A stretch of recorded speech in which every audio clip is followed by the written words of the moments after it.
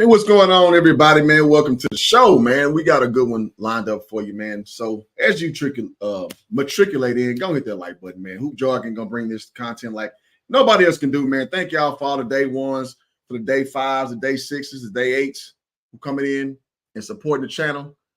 We do this for you, man. All right, so we're gonna talk about this debate that's going on right now. Well, actually, there's a debate going on amongst your vice presidential candidates. But we're going to talk about the kind of, let me put it this way. This is not a political channel, but I do want to talk about things that affect all of us, in the political sphere. And we know Stephen Jackson, we know Matt Barnes, are two members of a very successful podcast called All the Smoke. And I'm going to cover this, man. I think it's a very important topic to breach. Or to broach, for that matter.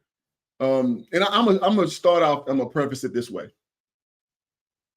And I'm gonna have my guy, Dr. Feelgood, aka Sammy, come up in a second. But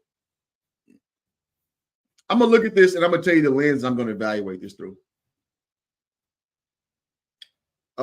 Stephen Jackson is a guy who, obviously from Texas, like myself, done great things in the NBA. Man, just a very good story from a kid from Port Arthur, where he's from. I'm from Houston, about 2 hours outside of, Houston, was Port Arthur's located. And from a basketball perspective, man, Stephen Jackson has done the damn thing 10 times over. Made some of himself out of Butler County Junior College, went to Spurs, won a championship, had a very long NBA career, and kudos to him. Stephen Jackson also, to me, as a grown man, is a guy who represents, the blood gang. He's a guy that goes into these cities and checks in with these little youngins. And to me, that's goofy. I'm going to just stand on business. That's goofy. So I'm going to respect him for what he's done on the court, and also his commentary, like on, Fox Sports and things of that nature. Like he's good at what he does. But Jack also would be doing some clown ass shit, in my opinion. Also, Matt Barnes, man. Matt Barnes is a cat, man, I met about 12, 13 years ago. Talked to him about 15 minutes or so. Matt Barnes is a cool dude. He talked about, obviously Kobe was alive at the time that him and Kobe had no real beef. And he's a pretty stand-up guy, but Matt Barnes got some shit on his lecture. You know the story about him and Derek Fisher, about his kids and his ex-wife, I think Gloria Galvan is her name, going out and doing some crash out stuff, going out and getting into these incidents at these AAU games. Matt Barnes is a character too, man. So the All the Smoke podcast, from what I've always observed it to be, is a podcast where, like, you don't take things too seriously, but these are two bad boys. That's why the whole dichotomy works with those two. But they have a level of intellect from them as well. But we see what these guys are as, like, their whole person. So when I look at this interview, and I ain't watch a lot of it, I've seen like a clip or two, but we're going to go through this from rooter to tutor. I want you to see the lens that I'm watching these two guys do this from, and that's where my perspective is going to come from. So I know people don't like to judge, but I'm going to judge, because I know who these two dudes are. I've been observing these guys for a long time. So I'm just going to give them a fair one, but I'm going to critique you as what I see. Does that make sense? And shout out to Autism, man. Good to see you, bro. Autism also says facts. Yeah, I mean, listen, man. This is not to hate on anybody. This is not to put you in a situation where I'm being overcritical, but I'm going to be honest about who you've shown yourself to be to the public and what this interview entails, because there are a lot of people who purport that this camp is going out and trying to pander to certain people. We'll see. I'll again reserve my judgment to be 100% true, and we're going to check it out. We're going to see what's what. So without further ado, man, say fair use. Let me put my fair use banner up, man, because we be tripping on the internet sometimes. Shout out to Old Dog, man. Say Matt Barnes is so. Shout out to Old Dog, man, my fellow Mountain View Lion in the building. Yeah, I mean, listen, man. Again, I like Matt Barnes for all intents and purposes. I like him. But he's still a guy that, to me, he has that clown spirit on him. And I can say that because he's about my age. And I just speak the real. Steven Jackson's about 5 years older than me. I'm just gonna call it how I see it, man. And listen, man, people may not like it. They may not like it. It is what it is. All right, so without further ado, like my boy Mr. Lucci say, let's jump it off. Excuse me. Our biggest guest, I've been corrected, Miss Madam Vice President. Thank Kamala. you. It is so good to Thank be you for with sitting you down with guys. us. Thank you for having us in your home. We're excited to be here. Thank you both. I'm so happy to have you here. Yeah. Thank you. And you do me great honor to be Hey, here. off rip. I mean, listen, I know this is no switching, but Matt Barnes talk like this is hilarious. And I know he half white. He's a biracial kid. Y'all know how Matt Barnes talk. Matt Barnes is a whole fool with it. So to hear him, code switch to this button down, entity, man, offception, that's pretty goddamn funny. Thank you. In 2013, a blind date with your now husband, Doug. If you think back to that date and now we're here, did you ever imagine this was going to be the journey? No, I just have a really bossy best friend. It was a blind date, right? It was a blind date. And she called me up because she and her husband met him, got to know him, and then she just decided that this could work. Mm-hmm. And said to me, just go out with him once. Don't Google him, just go out with him. Don't Google him. Just give it a shot. Yeah, right? And it turned out she was right. It was a good choice. I'm in a very happy. Let me start off rip. I don't know what the hell Steven Jackson got on, man. That boy got a checkerboard doggone suit on, looking like shit. I don't know, man. I don't know what I even could compare that to. Like an extra off Harlem Nights or something, man. Like, so that's off rip. That's standing out to me right now. Let's go. Marriage. I'm very thankful. So where'd you guys go? Did you really eat, or did you just do a salad? Like, did you really let your hair down and have fun? So he came to pick me up. Okay. What kind of car? A BMW. Oh, okay. Moving in style. Well, okay, but here's the thing that was actually really funny in retrospect. I get in the car and he says, I just need to tell you something. And I'm like, okay, what's this going to be? And he said, why did Amazon send me $20,000? Because I use Amazon AI. I'm going to show you a way to potentially. Let's get back into it. I'm a really bad driver. Give you the heads up, huh? So that's how it started. Okay. I guess he was just trying to create low expectations. Right. And we went to what turned out to be his one favorite restaurant where everybody knows who he is, which is so obviously he was showing very you off smart. there. Oh yeah, so he could walk in and they were like, "Hey, Doug." Yeah. I see you, Doug. Right, exactly. Bay Area girl. Yeah. Born in Oakland. Mm-hmm. You grew up around the TMC times. Golden State Warriors. We hear you're a big fan. I am. And there was a rumor that you were in the stands when we were there in the We Believe era. I really. Can we talk about that? Yes, do you remember yes, that? I do remember. Okay, we want to say our Warriors are always good, whichever era, but that was a very special time. I mean, it was electric. You guys remember it? It was electric.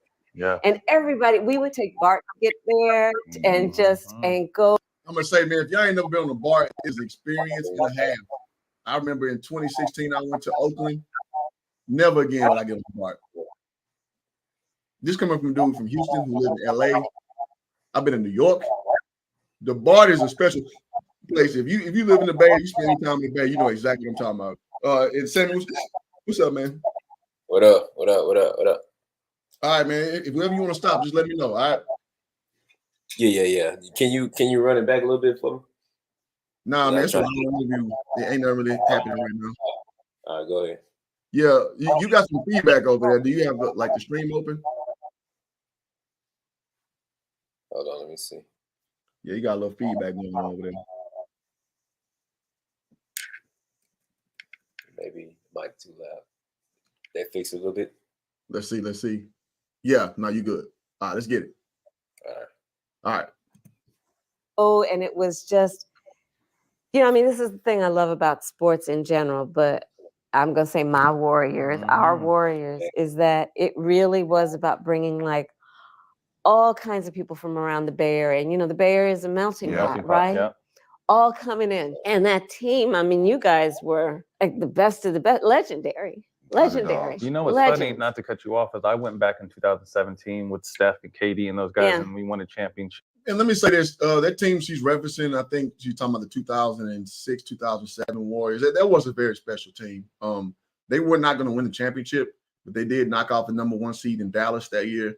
And Jack and Barnes were on that team. Baron Davis. There are a lot of good fixtures on that team. So that was kind of one of those David versus Goliath kind of teams that didn't quite get to the mountaintop, but that did kind of start that new era from the Warriors kind of being from a basement, bottom level afterthought team to stepping up and being one of those teams that get talked about, as far as being a marquee level team.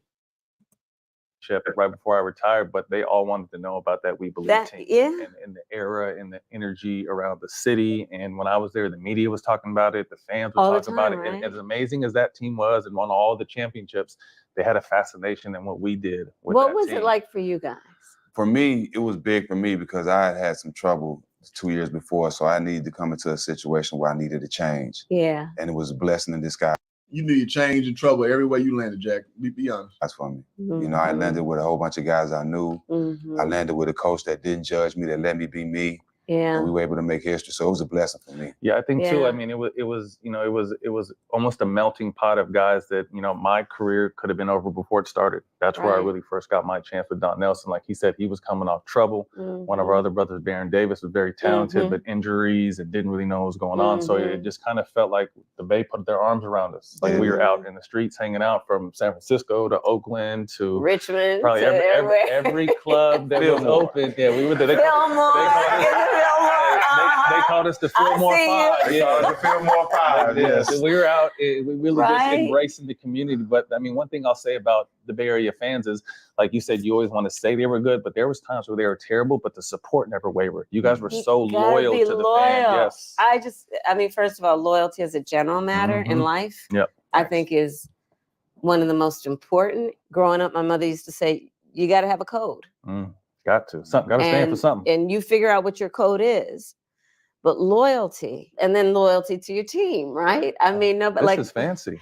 Yeah, they got the emblem on it and everything, huh? Yes, I do. Ooh, look at this. Feel like some presidential water right here. As you were saying, you got to be loyal to your team. Like my husband and I have different teams. Is he from the Bay too? Well, he's originally from Jersey, but he moved to LA when he was a teenager. So most of his fans are LA teams. Okay. And so, depending on who's playing who and what time of the year it's very really real, like talking some serious got to smack. Yeah. What's your feelings on all three of the teams out of Oakland now? Oh, it breaks my heart. It breaks my heart. Remember, we used to have all of them. Best. Yeah, I gotta say, man, it's kind of sad to see Oakland lose, the Raiders, to lose the Athletics, and also to lose the Warriors. But I gotta say too, Oakland is a hell of a town, man. If you guys have never been to Oakland, it is not the greatest place to be. Y'all look at how those policies and what have you are affecting that community. Oakland is I'm gonna just be frank with you. It's a shithole over there in Oakland, man, for real. Y'all get a chance. Look at a guy named Tyler Oliveira. He has a channel. He's a liberal, and he goes and explores like the Oakland situation and the homelessness situation. Man, Oakland's down bad, man. The Bay in general is down bad. People can go and just steal stuff, and there's like a threshold amount you can steal before you really get, repercussion. It's bad out there in the Bay, man. That's all I'm saying, bro. We used to have all of them. Good to see you, bro. And you just drive by that area. When I go to Oakland, when I go to the Bay Area, it's sad. And if you land at Oakland Airport and just pass Coliseum, it breaks my heart. Yeah. And good teams. Yeah. Yeah, and for us, I think as players on our time, we more worried about the workers and the people that were there, because that's who made us feel good. Exactly the workers, every day we came in there, we saw those smiles. We got hugs by people actually from Oakland, and to see them lose them jobs to San Francisco, that really didn't. You're so right. It was part of the economic engine of Oakland. Yeah, exactly. And then the vendors And it was, and it was local folks, small businesses. Yeah. I'll definitely say, I mean, obviously we understand what that era and that team kind of did. They took the team to a new level, and the business side kicked in. Yeah, it really did. I love where they're at in San Francisco, beautiful stadium, but they'll never be anything like Oracle. Never. No, and I'm always going to think, Golden State Warriors is Oakland. That's what you think. That's Oakland, That's right? what you think. I grew up Italian mom. Actually, the Warriors were the San Francisco Warriors back in the Wilt Chamberlain days. Before, so they're kind of like back to where they're supposed to be. So, I get them trying to relate the political commentary to the affinity for Oakland, but actually, it's just they kind of went back home. If we're being honest here. Black dad, and was always very proud of my heritage until an incident I had in high school when I was 17, protecting my little sister. Someone called her some names. I did what the big brother did. I ended up getting in trouble, and the KKK came and vandalized, nearly burned down my high school. And I knew at that point, although I was very proud to be Italian and Black, that the world looked at me as a Black man. You've always been secure in your identity, who you are, but what do you feel or what do you think when you hear people kind of questioning just? This is a chat GPT for Airbnb. This new income assistant is trained to find you. All right, we back. The fabric of who you are. Well, one, I don't listen to it. Okay. I'm really clear about who I am, and if anybody else is not, they need to go through their own level of therapy. That's not my issue. Their issues, right? My mother was very clear. She was raising 2 Black girls to be 2 proud Black women, and that was never a question. It's funny because over the years, I think that's a funny intro. I think there's a lot of question to that, with her mother being straight Indian. So we'll see how she delves into that, because it's up for debate. Let me put it that way. I'm not saying this woman ain't, for certainty she's not Black, but there's definitely a lot of rightful critique. Let me put it that way, to kind of challenge her on this position. So let me say that. You got anything, Sam? No, I'm just listening to see when they're gonna get into it. All right, let me know. Journalists, some, not most, will want to talk about it. And I say, okay, if you want to have this conversation, I'm prepared to have it, but sit down and get comfortable for a few hours. If you want to start talking about race in America, you want to talk about the 1/8 rule, you want to talk about what it means in terms of who you are perceived to be and the impact that can have on the rest of your life, regardless of who you actually are in terms of your God-given capacity and the rights that you have and should have. So, I don't mess with that. I think that's other people trying to figure some stuff out that they got some issues. They got to deal with it themselves. You've also been attacked for not having biological children, but you are a stepmom and I'm a stepfather. I just had my 7th little boy 2 weeks ago, but I have 3 stepchildren that are mine. And being a dad was natural. Being a dad to my 4 sons was natural, but learning to navigate not wanting to step on toes. How do you earn the love and the trust? How did you earn Ella and Cole's love and trust? And how did you get the name Mamala? I'll start with this. I am a daughter of divorced parents. My parents were divorced when I was 5. And just being very frank and candid with you, when Doug and I started dating, his parents have been married over 60 years. I had to explain to him what it is like to be a child of divorced parents, and including that it was really important to me that I knew what he and my relationship would be before I formed a relationship with the kids, because that's just from my perspective and experience, not fair to the children, because children form attachments. So I was very intentional about waiting until I knew that, okay, this is a real relationship before I got to know the kids. And then we became, thick as thieves. And I love those children. They are my children. Absolutely. And, we talk about, we have a modern family, and maybe the blessing that I have that not everyone has, although I think everyone should try and work on it, is I have a very close, because it is a very respectful relationship with their mother. It's important. And so that ain't easy. That's rare. No, it is not. And I just feel like, so far so good. With the blended families, you have special circumstances, special situations. And so I think that's very relatable to a lot of Americans out there. So I'm with her so far. Any commentary? Same.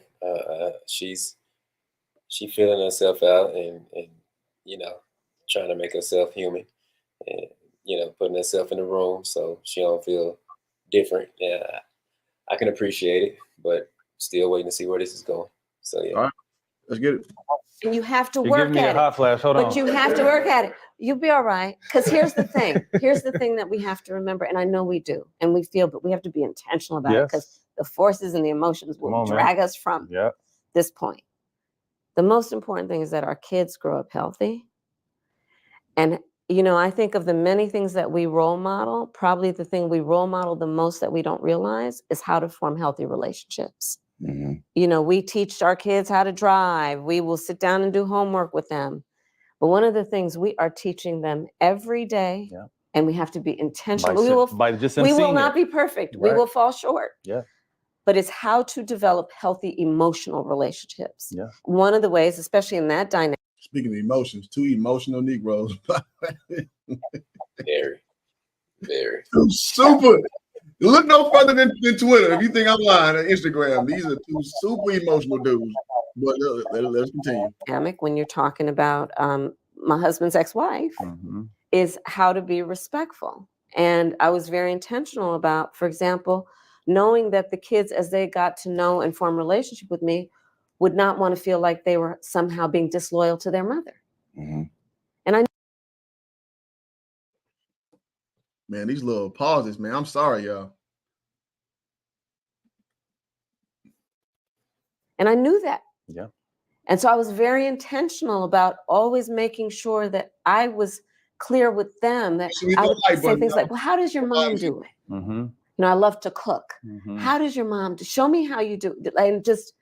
And I think that's really important because, this is the thing that I think has become clear, especially as I'm now running for president and these kind of conversations are becoming more prevalent. Like, what does it mean to be a step parent? Mm-hmm. The people who don't get it are understanding, is there a whole lot more of these kinds of relationships than people realize? This is not the 1950s. Blended is the new norm. Right. Blended families are the new norm. It is. Mm-hmm. It is. And they're beautiful. Absolutely. And it's a beautiful way to live, to build and grow your family. I talk about it even in my speech at the convention. I grew up with the family that is my family by blood and the family that is my family by love. And sometimes that's thicker. And that's exactly right. That's thicker. That's exactly right. Mm-hmm. I think increasingly people, especially younger people, understand that, right? Yep. That there's the family you're born into and then there's the family you choose. And see, this is kind of going into that Marxist thing that Trump accused her of.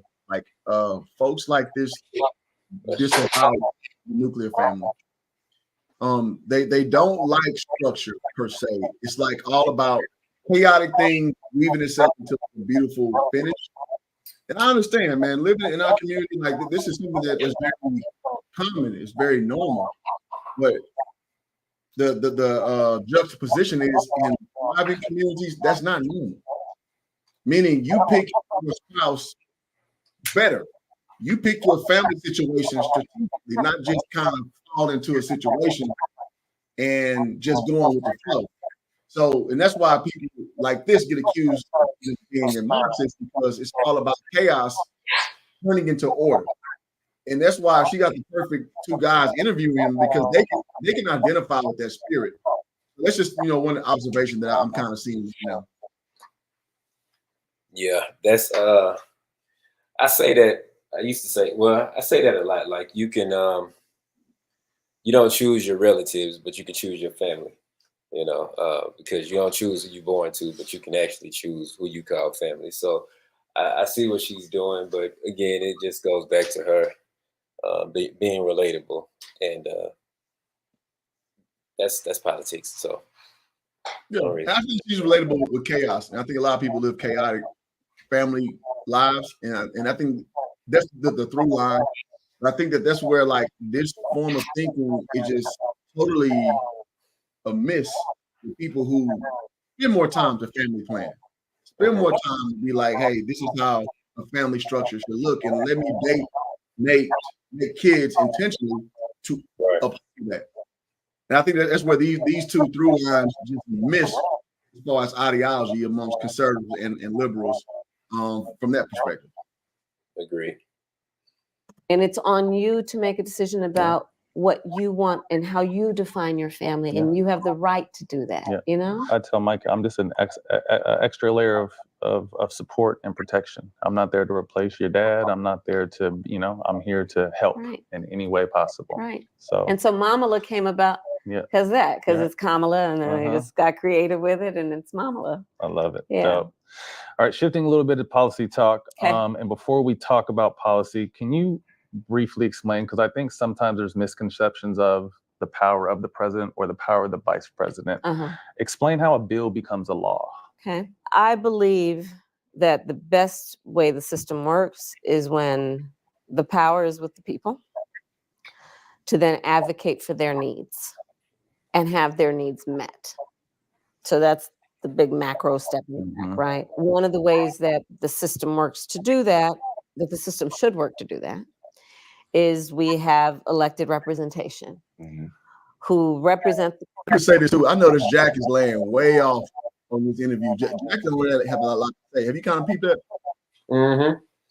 Yeah, he kind of sitting back trying to find his space in the room right now. Just saying, so too much right now. Right, like I led in with this. A dude. Listen, man, I like Jack as an athlete. This is a blood gang member right here who checks in Chicago with the local young gang members. So I can see why he kind of playing it to the left right now, kind of just staying out the way. But it's interesting to observe that Matt Bowen's doing most of the talking right now. The people in these state legislatures, which is where laws get passed, or in Congress, which is where the federal laws get passed. And for the system to work the right way, legislators, these members of the state legislature, let's say your state senator, your state assembly member, or your congressman or your United States senator, will meet with, and they'll have ways of receiving information from the people about what they want. I think it's really important always that we know our power to organize around what we need. And sometimes that'll take the form of writing letters. Sometimes it'll take the form of mass protests. You need to check out multiple pants. They're cargo pants with a straight leg fit. The fabric is also very stretchy. Every dog to make sure the voice of the people is heard by their representative leaders, who then have as their responsibility to write up some legislation that meets the needs of the people. And then when they write that up, they take a vote in their body, if it's a state house or Congress. And if the majority of the people there agree with it, it becomes a law. So that's how it's supposed to work. And I mean, it does connect to what we were talking about earlier, which is then reminding folks they have a right to expect that their leaders will hear them and take seriously their needs. You know, a lot of why I think it's important to talk about our accomplishments on things like we finally let Medicare negotiate drug prices with the big pharmaceutical companies so that we could cap the cost of insulin at $35 a month. You know why that's important? Because forever that never happened. And when we explain to people that they kept advocating and kept fighting for it to happen, and it did happen, it reminds people, don't give up, keep fighting for the things you know are possible, even if it's never happened before. I think it's important for people to know, you know, when we, like, for example, I helped write the George Floyd Justice and Policing Act when I was in the United States Senate. People by the hundreds of thousands marched. Right. And don't get me started on that one. I don't want to lose some of y'all. Don't get me started on that. I'm going to just say this. That man didn't deserve to lose his life. But I'm not, as a Black man, even, you know, George Floyd from Houston, just like me. I think we are going the wrong direction, propagating him to be some type of martyr that people should model themselves from. George was doing a lot of y'all excuse my French, a lot of fuck shit. Going out and doing fentanyl. He was out on fentanyl. Counterfeit 20s. I know he was doing like pornography and shit, you know. He seemed to be a lick hitting dude, just kind of just rolling from situation to situation. from my observation. I don't think that black folks should model themselves after that type of figure at all. And again, I'm not saying you deserve to lose your life for your lifestyle choices, but to propagate it up as like a figure that you should model your life after, absolutely not. Go ahead. Now I'll listen to you. It's always hard to say when somebody deserves to lose their life. I don't know if I would say it, but I can understand why he did. I definitely understand why he lost his life. And I'll say this. Had a friend that we used to do music with back in the day, and real close, you know, they was like big brothers or whatever. And he got killed. He got killed in an accident on 249. He was driving the wrong way, hit two other people and killed them. You know, he was drunk driving. I couldn't cry. I couldn't cry at the funeral. And because though he was gone, it was justified. And I really felt bad for the other two that had nothing to do with it. You know what I'm saying? So though I would never say he deserved to die, I understand it and the emotion of it. And I'm an empath, so you know I'm more emotional. I could feel the energy and all that stuff in the room, but it wouldn't allow me to go there because I understood that shit was just wrong, you know, and it should have never happened. And as close as he was, it was just like one of them, that's fucked up, you know, one of those moments. But I say that because of the George Floyd thing. Like everybody was emotional. You could see the video and hear him screaming and squealing and all of that, but nobody takes into account of the context of how we even got there. Like how did this even happen? How did we get to this moment to where this is the case? You know what I'm saying? And it doesn't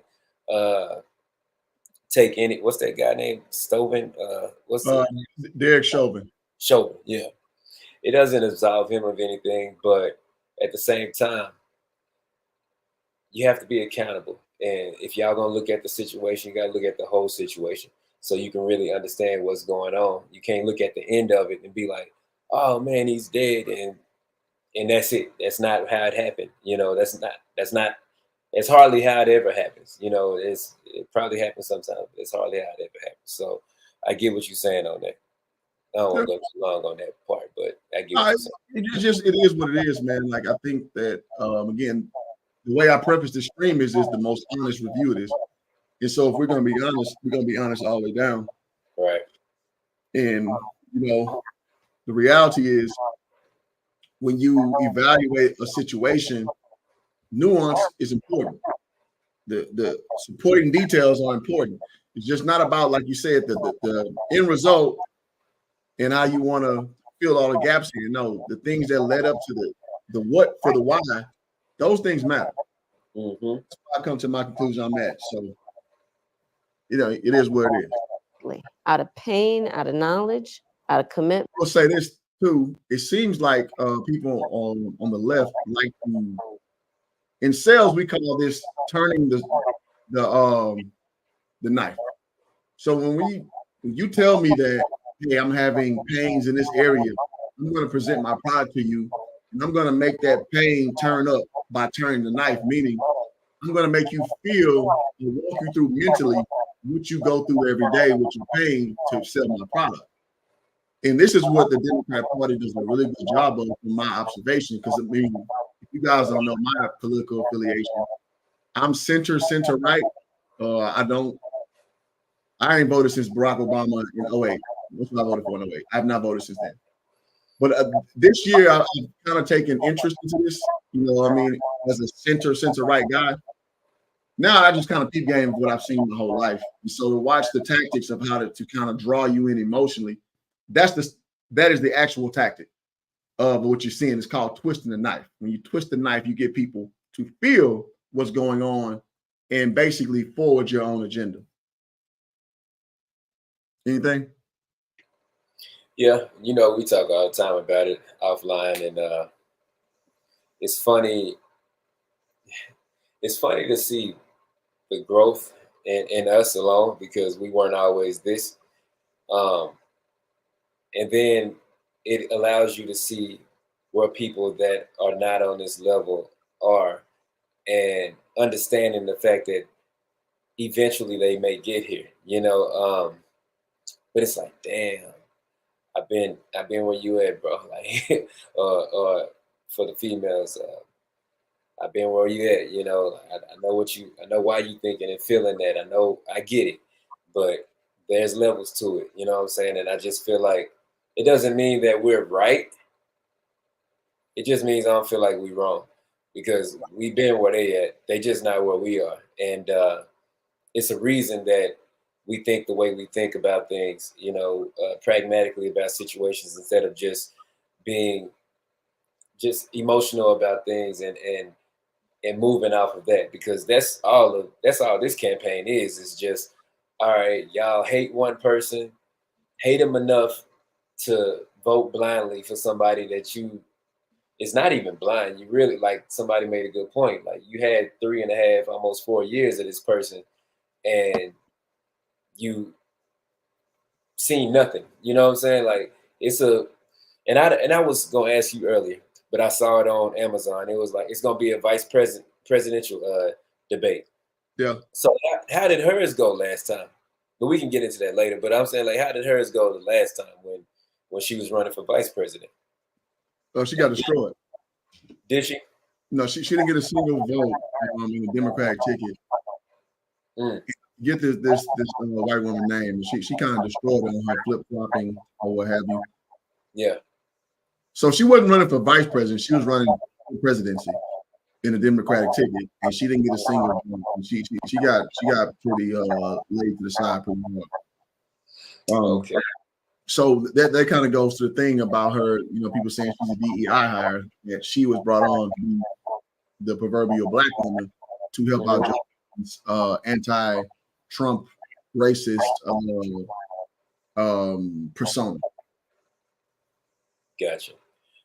Okay. Well, yeah. All right. Yeah. So that we need to take seriously what we got to do to deal with this system. And so we couldn't get enough votes to pass it, but we got it that far that we wrote it up. Mm-hmm. Safe flight prepared. Perfecting your swing is hard. Nice shot, Dad. Mother, father, sister, brother. And we got it as far as so that under our administration, the president was able to sign an executive order that put a lot of what we put in the George Floyd Justice and Policing Act into an executive order. So at least for federal law enforcement, we're now dealing with no-knock warrants. We're now talking about a national database for police officers who have committed misconduct. To the people, I will say this: that no-knock thing is something that needs to be done. I've seen a few cop videos with that no-knock, or they knock and they move out the way, has led to people dying of all races. And I think that's something that needs to be addressed. I'm with her on that for sure. Yeah, I don't know. You say what? I said I don't know too much about it. Is that when they can just no warrants or what? Well, you're not announcing who you are, and you just barging in people's shit. Yeah, that's how people get killed. Correct. I've seen about 3 innocent people lose their life in similar fashion. And yeah, I'm with that. Like that needs reform. Yeah, that's 3 too many. Right. That's just what I've seen. Hey, why are we still marching in 2024 when it's common sense what people need? What do you say to that? Look, my parents marched for civil rights back in the day. I do. I'm gonna say this. I'm gonna do it right now. Yeah, this is an honest take. I hate how every time she talks, it's a freaking personal story, and then to go and commentate. Just say what you mean. Say what you feel. Every time there's some shit like this, I'm gonna tell my personal anecdote to try to connect with you. I've been a millionaire for many years. I was dating Montel Williams and don't live the life you live. It's always this connection, like almost that Hillary Clinton play. I don't like that shit, man. To quote Chief Keef, that's that shit I don't like. Sammy, any thoughts? No, I agree. That seems to be her calling card. And how she answers questions. I think that it may be I don't know, like a nervous tick or something. How she does it every time. You know what I'm saying? Like it may be that, but you're right. It is interesting that that's the approach that she takes all the time. It's like you don't have to find common ground with everything. You can just say what you think, say what you feel, say what you've observed. You don't always say, well, yeah, my people did this. Yeah, I grew up a middle-class kid. Like, dude, just say what you think. Tell the American people what it is. You don't have to always try to find common ground with me, trying to get a multi-millionaire many times over for a decade to try to find, this commonality with me. You don't have to do that. Just tell me what you're about. Yeah. It's I believe. Yeah, go ahead. You know what we say all the time, and the truth is the truth. You don't care who tell it. So you don't care who tell it. You ain't got to preface it with why it's your truth. You know what I'm saying? It's just the truth. So answer it that way. But I don't think she's, and that's why it's interesting to me, because I don't think she's tapped in, or she believes that she knows the truth to these answers. That's why she has to make it anecdotal like that, because it's like, it's true to me. So I feel it's real, so it's real, and that's as far as her scope of, the situation goes. But that's interesting to me. So just peeping how she speaks. But go ahead. Yeah, same here. There is no significant progress that we've made in our country without the people often taking to the streets. Mm-hmm. Going way back to the Civil Rights Act, Marxist ideology, back to the Voting Rights Act, to, what's happening now in the streets on choice, to what happened around George Floyd's murder, and moving forward an agenda that's about that. You could just go through just the different levels of progress that we've had. Often, I'm gonna say this. I wonder why, when this, 2020 was a very interesting time. And me and you were one or two saying, about how taking to the streets and trying to disband everything is not a great idea, because there's no end game to it. Mm-hmm. That's our reasoning. It's funny when they talk about taking to the streets, nobody talks about chopping Chaz ever. And if you guys don't know, chopping Chaz was like the most recent country form. It was outside of Seattle, or Portland for that matter. And it was a sovereign nation that they formed in this block in Portland where the cops could not enter. And all kind of crimes were through the roof. The grapes, sexual assaults, murders, all these things were under control in chopping Chaz. And this is when this defund the police sentiment was so prevalent. And it's just so funny that 4 years in the field, people just kind of like, yeah, that's just something else. But in the moment, this was supposed to be the solution for so-called, white supremacy or racism or what have you. That was the solution. And we saw that again is anarchy, it's Marxism. Like, now it's like the talking point nobody wants to touch, but in the moment, everybody was down with that. Ain't that funny? Ain't that funny? It has taken people taking to the streets, which is why, look, I support the right of people to peacefully protest. My opponent in this race, you look up Project 2025. Nasty. I got to stop it. I already know where you're going. Donald Trump at every turn has said that he's not involved with Project 2025. The people who drafted Project 2025 conversely has said that he has nothing to do with Project 2025. But this seems to be a sensitive buzzword you can bring up and just say to just, it's a loose, empty talking point. When you ask most people what Project 2025 is, they don't know what the hell it is. But it's like, but there's a understanding that it's racist, that it's against abortion, or what have you. But nobody can tell you what it is. And not only that, again, don't trust my lying mouth. The man said, I didn't even read it. Now, you can say politicians lie. I understand that sentiment. I get that. But what can you really pin on someone who says, I don't know, I don't have anything to do with those guys. I didn't read it. The people who drafted it said that this had nothing to do with him. Why are you still propagating? Questions you got to ask yourself. Anything? No, I mean, you hit the nail on the head. But it's a great talking point, and it's a stopgate point for a lot of people. It's just like, what are you tethering it to? Like, why are you so stopped up on this stuff? But I know what it is. You dangle the carrot of contention, and then people don't eat it up, not even knowing what they even chomping their bits at. Work. They're literally talking about what they would do to arrest people and deport them because they want to suppress. Mm-hmm.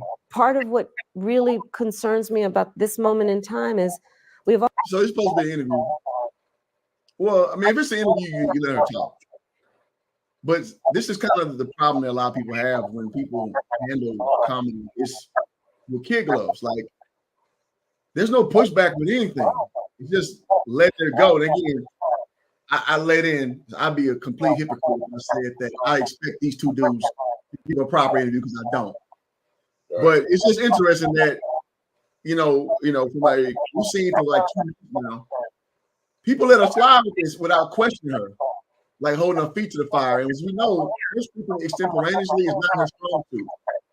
So she's kind of just fed these gimme questions, and she just kind of goes and says she is with very little pushback. That's interesting. Got it. We've also defined our progress over the years, and therefore our strength, as being about the expansion of rights. Mm-hmm.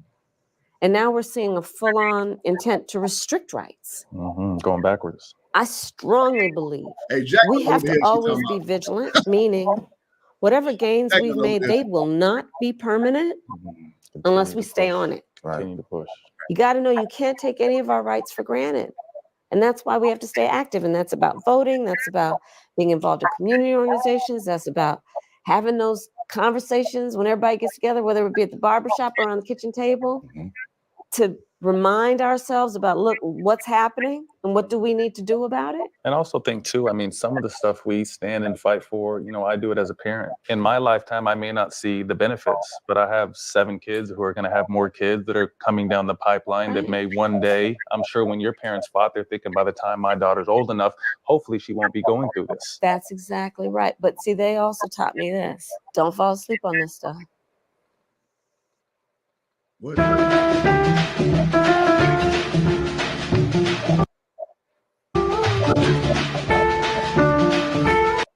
These commercials is crazy. Don't fall asleep on it. Don't sit back and get comfortable. Like, oh, that's done. There's this old saying, it's Coretta Scott King. She said, I paraphrase it all the time, the fight for civil rights, which she meant the fight for justice, the fight for equality, must be fought and won with each generation. And I think what she meant is, 1, understand whatever gains we make will not be permanent, and 2, therefore you must be vigilant. You got to stay on top of it. And by the way, don't complain about that. HBCUs are such a big thing now, and it's. I feel like when things get trendy, they become, everyone wants to talk about it and be a part of it. You were someone who went to an HBCU. As an athlete, I'm just like, it's a great idea, and I wish it was more cooler when I was coming up, but at the same time, I don't think the facilities could have held us. You know what I mean? I was fortunate enough to go to UCLA, and it was like, hey, HBCU athlete here, Matt Barnes is telling no lies right now. Everybody who follow my channel, I'm sure you and him. He is not telling no lies right now. Because if I had my doggone way, I'd have been here over PV. And I'm not saying that I regret the second I was at Prairie View. I love Prairie View. But if we're being honest, as a college athlete, a high school athlete, looking at both programs, I got a chance to play against Texas 2 times in my career. It ain't even close. It ain't even close.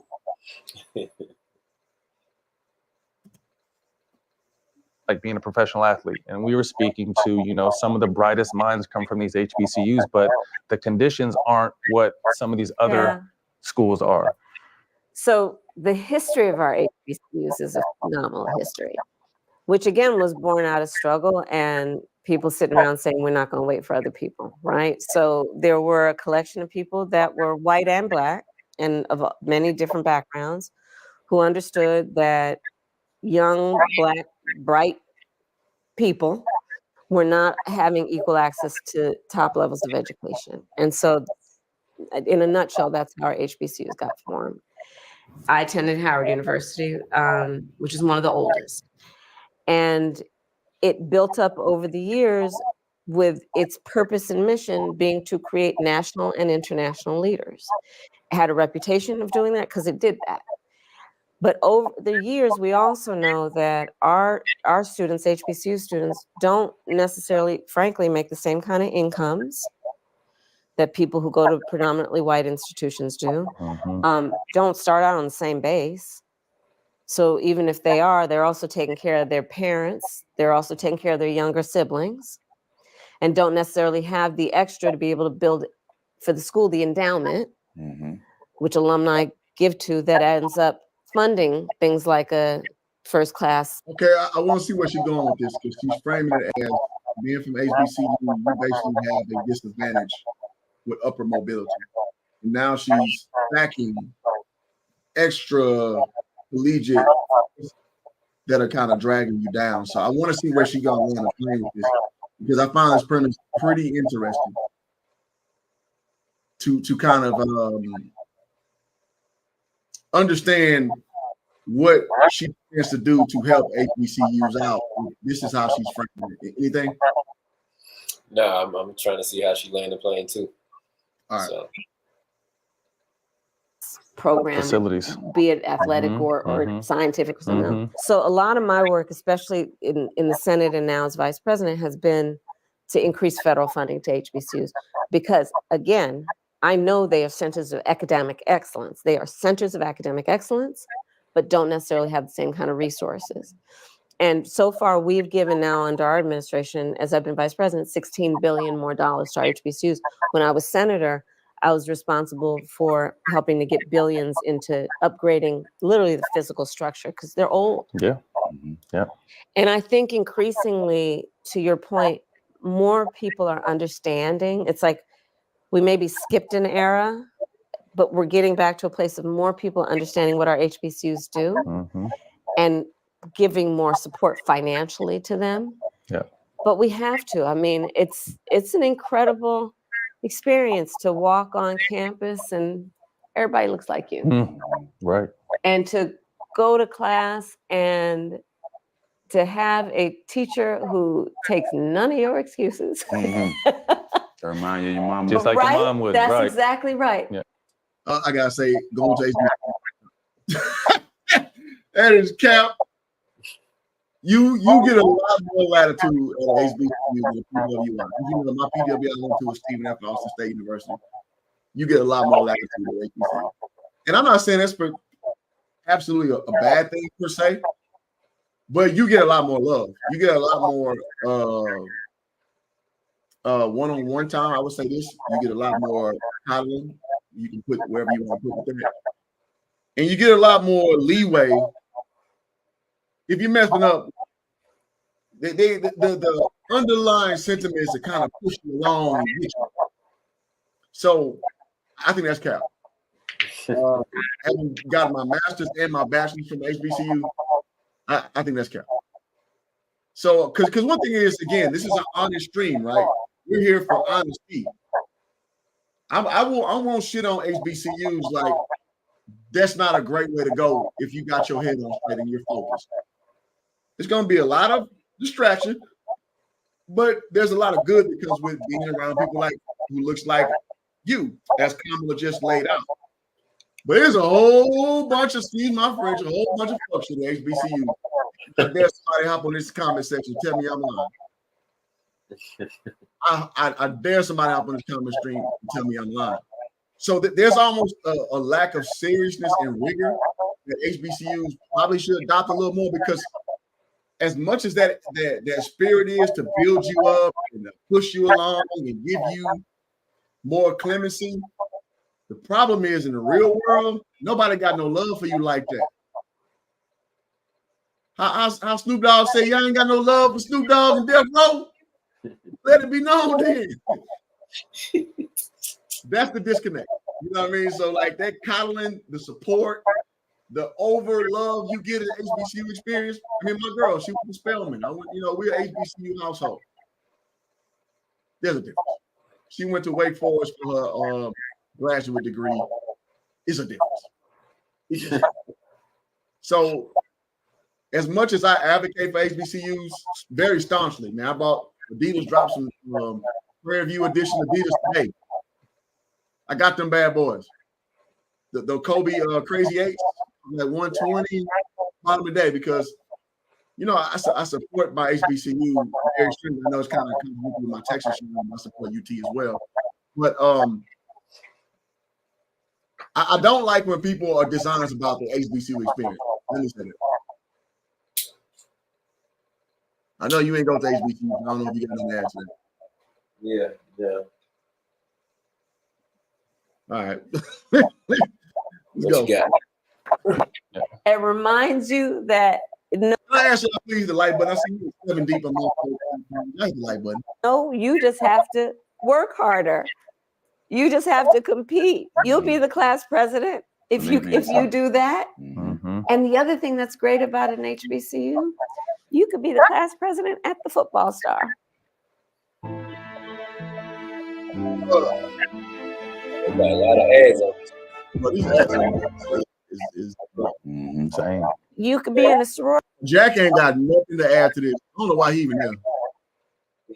Like, He wanted to wear that Louis Vuitton suit. Yeah. Jack up there like a bad bitch. He just want to show off his shit. Excuse my French, y'all. I know I'm getting a little out of pocket. Jack up there like a bad beat. You trying to show that Louis suit off. That's crazy. And be the head of the science club. Like it also, the beauty of HBCUs is every signal it sends you is telling you, do not confine yourself to somebody's idea of what it means for you to be a young Black person in America. I want to touch on mental health. What does that even mean? See, again, HBCU graduate here. What I got? My most improved player, Clifford Franks, Prairie View A&M University. See, one thing I've learned is, having graduated from HBCU, there are a lot of forces that make you feel like you're an eternal victim. And me at 40 years old compared to me at I was at Prairie View from 21 to like 26 as far as grad school and undergrad. When you carry that perpetual victimhood mentality, it's very debilitating. It's hard to shake because you walk into every room like everybody's against you, less than. And I gotta say, it has been a very successful salesman for 10 years, working for the company I've worked with. Don't nobody give a shit you went to HBCU. And now I live in California. Nobody know what the hell that is. You get judged for the most part off the merit of what you are. So me, the person coming from Houston, I got put in one of the worst stores when I came down here to LA. Coming from the best store in Dallas. You know what I did? I didn't bitch. I didn't moan. I made a bitch and moan in private. I went and showed them that you are tripping not having one of your best stores. And you know what's happened since after the pandemic 2020? I've been at one of the best stores in LA. We're talking Los Angeles. So this mentality that everybody's out to get you, I just think it's deleterious to you succeeding, thriving, and thriving. And I don't co-sign it at all. And I don't like when people who are in power, like Kamala, perpetuate that shit when in her own lived life, that's not how she thinks. Because if that's the case, there's no way in blue hell she'd be running for damn president right now. There's no way. because she's what you call a double minority, a woman of color and a woman. So you shouldn't be nowhere close in this area to be in a position that you can very well win. So it just kind of personally, it gets to me when people have this mentality, because it's not beneficial to Black people, in my opinion. Anything? No, I agree. All right, so this last segment, well, we're going to wrap it and we're going to do part 2. It's going to be mental health issues in America, and then we're going to do part 2 in a few days. So if y'all rocking with us, thank y'all so much. I hit the like button, subscribe if you're new. Listen, like we told you, it's going to be the most honest review. Is some things you may agree with, some things you may not. But it's my honest take. It's definitely Sammy's honest take. I already know what time it is. Yeah. Now this is more Sammy expertise. He's really good at health and stuff like this. So I'm really curious to hear what you have to say with this. It's big in the Black community, especially with Black men. Yeah. We have a lot of Black men.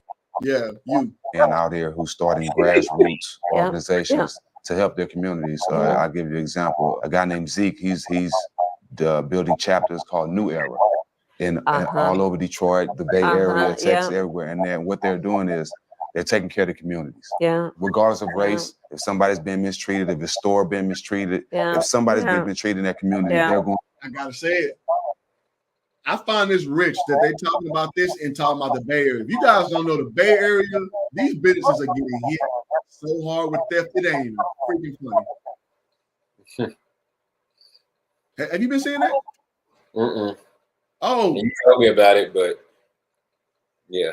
The Bay Area getting hit real tough with petty theft. iPhone stores getting broken into, everybody snatching and grabbing, going to grocery stores, snatching and grabbing. I find that very rich that he's talking about initiative in that area. That's one of the worst areas, actually. Worse than LA is in the Bay. The Bay is on handling hands-on, right? 19 keys and all.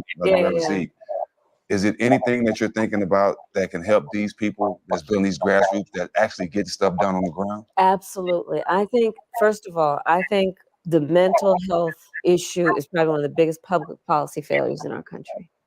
We have acted as though healthcare we've acted as though the body starts from the neck down. Right. Instead of understanding we need help. And I gotta say, on inception, I agree with that. I think mental health is a very big overlooked thing, especially with conservatives. Like, there are a lot of messed up people out here, and it is by virtue of a lot of things that people don't even address. I seen today, just living in LA, walking to go get my car fixed. Dude outside just cussing out thin air. And like a story I told you earlier, Sammy, lady, I don't know, because I'm texting and driving at the time, because I was trying to click on this video so I can put it in my little thing. She threw a water bottle at my car. I stopped my car like, yo, what's up? And the man who's driving was trying to calm her down. She's 2 rows over from me, and all I saw was, so I rolled my window down like, and the dude, he stayed behind. He wouldn't roll up to my level because I wanted to see what time she was on. That's mental health, for sure. She threw a water bottle at my car. I don't know about you. I take pride in the damn car I paid off goddamn last year. Let me say this. I ain't driving around in no bullshit. She threw a water bottle at my car, man. So part of me, I was very upset, but it's like, okay, that's a mental health issue. And you feel the need for whatever reason you feel. It was okay to throw a water bottle at my car. So these things lead to other things. I know this is a very mild situation, but mental health issues are very pervasive in American life and culture and situations. So I do think there should be a more focus to kind of curtailing this problem so people can get right. Anything? No, I 100% agree with that. It's a mental health crisis in America, if you ask me. It's so much that it's taboo to get help for it. yeah, you don't want to go to a therapist because it's seen as you crazy, but it's really self-care to go and find out why you feel the way you feel, why you think the way you think, why you triggered the way you are. And if we're going to talk about it on a federal level, it's important to acknowledge that, and this is how I feel, people that are murderers, rapists, the people that are in jail have mental health issues. They're not being addressed. So how do you rehabilitate somebody without addressing their mental health issues? And if they are classified as mental health issues, then why are they getting put in jail and not into a mental institution? You see what I'm saying? So if they don't really want to fix this problem, because then they can't go into that private sector where they're getting that free labor. They don't want to mess that up because that's big business, and they don't really care about the mental health. So what she's saying, she may believe it on the surface level, but it's bullshit. You see what I'm saying? Like it's not something that she probably is really passionate about, because if she was, she would have to go to the very top to change it all the way down.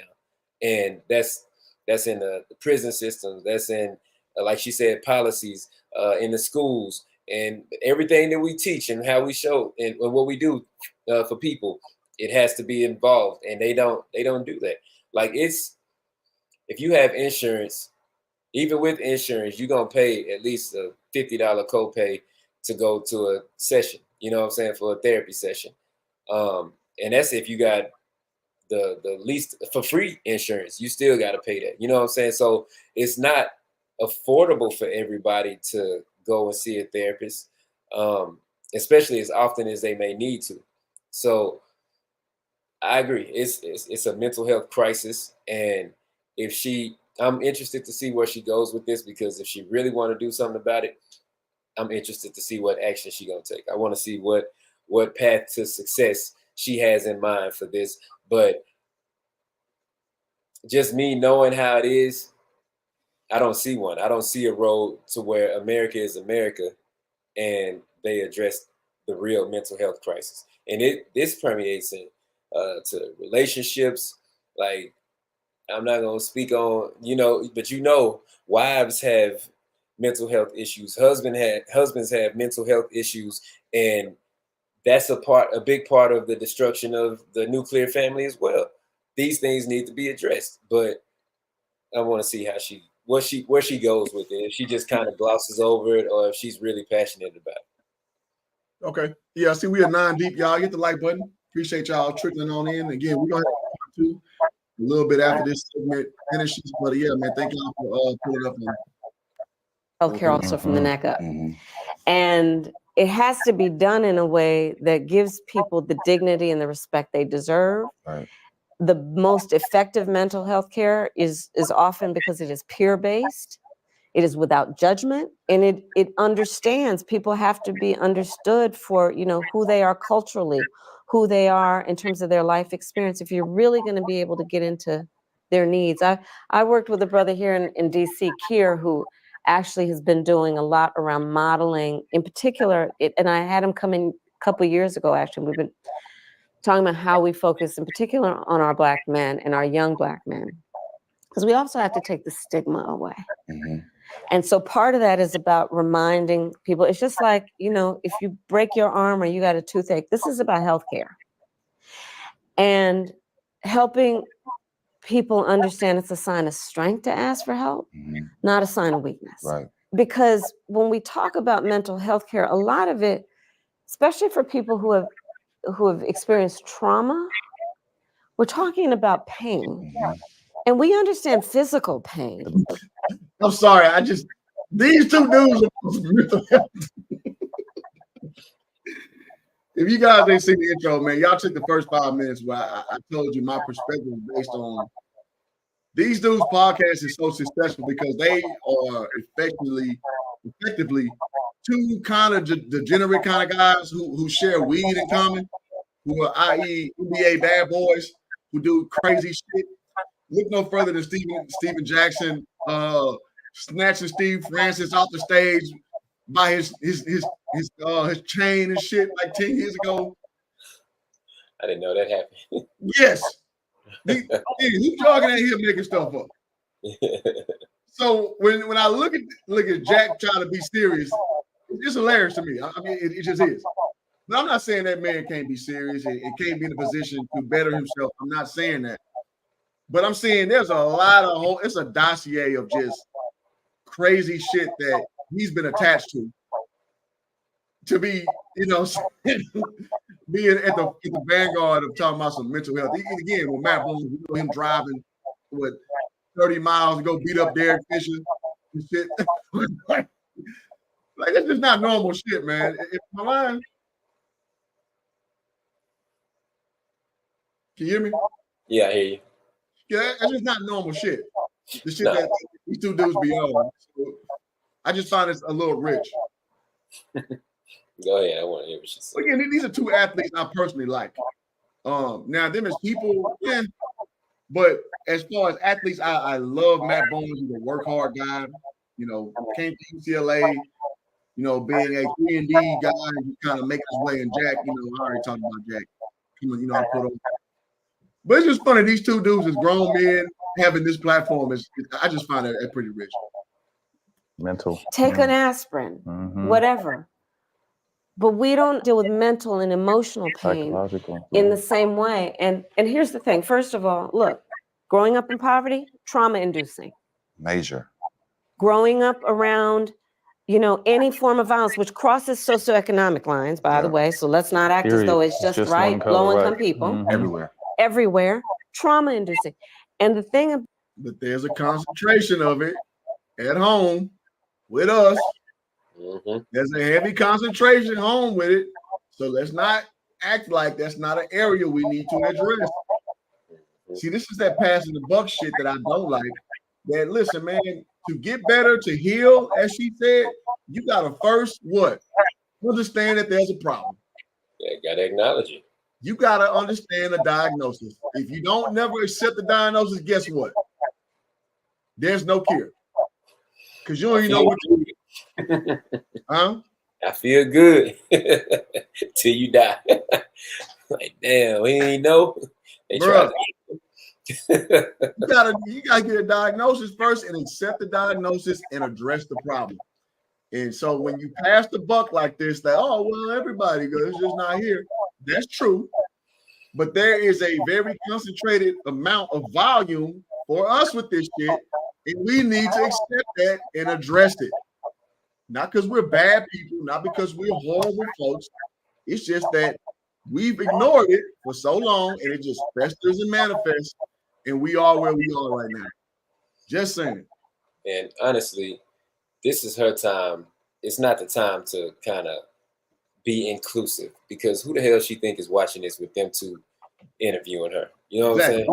It's us that's watching. So you don't have to be inclusive right now. You know what I'm saying? Like, just address, like you said earlier, just address it. You ain't got to do all that extra. Just address what it is right now.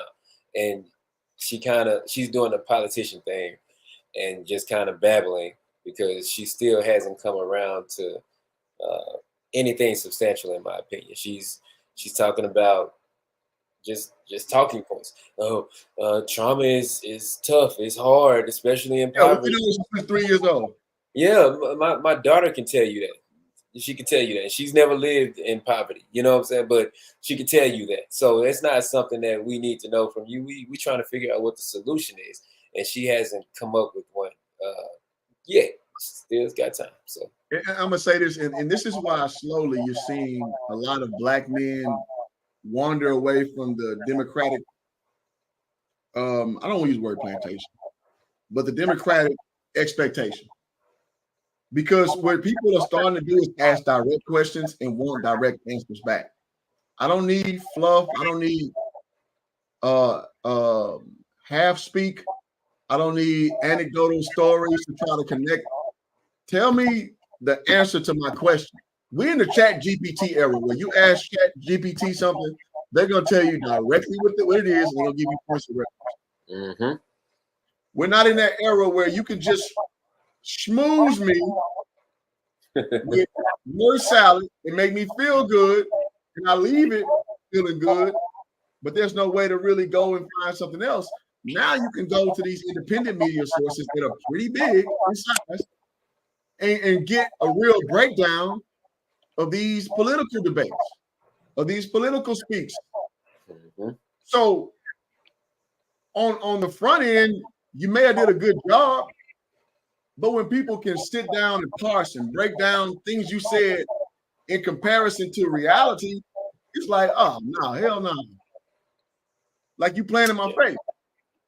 And I think that Kamala is struggling with this concept because, and I'm gonna just say this. I mean, we did a debate, her and Trump, about a month ago, and I think she won the debate, in my opinion. But she, at the same time, she lost the debate because when people started to just slow down and get over the fact that Trump was saying some goofy shit, and he got like pompous like he does. When you start to really break down what was said, you start to see that she has a pattern of how she speaks. You start to see that I grew up a middle class kid. People proud of their lawns. I grew up with a woman who was our second mom. She had a small business. That's her buildup for everything. Back in the day, you didn't really have that entity to kind of parse these things down to critique them. Now you can. There, I seen a side by side with 4 different videos of her, and she has the same speak every time when asked a direct question to talk around the subject. And I'll land the plane here. You're missing people now because I can look at that now because somebody did the work for me to show that you come off as fake.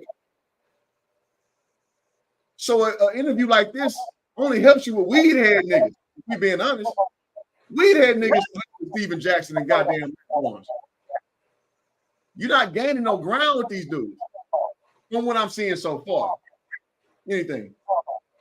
No, I agree. That's what I'm saying. It's just all surface level discussion. She's not really diving deep into anything. It's just sort of kind of addressing it.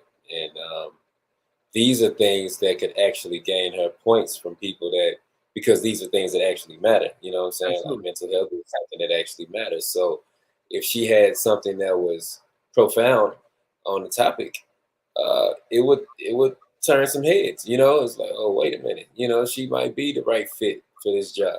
But if you're just saying anything anybody would say, or you can go on Instagram and hear somebody saying, you know what I'm saying, like more in depth than somebody that's running for president, then why how does that swing us to vote for you? Or why does that make me want to vote for you in the first place? Because, and I'm not saying that Trump has a solution for it, but she's being asked, and we on this interview, you know what I'm saying? We can critique his if you want to do another one, but I'm really interested to see where she goes with it, because again, she knows what she should know, that she's talking to us right now.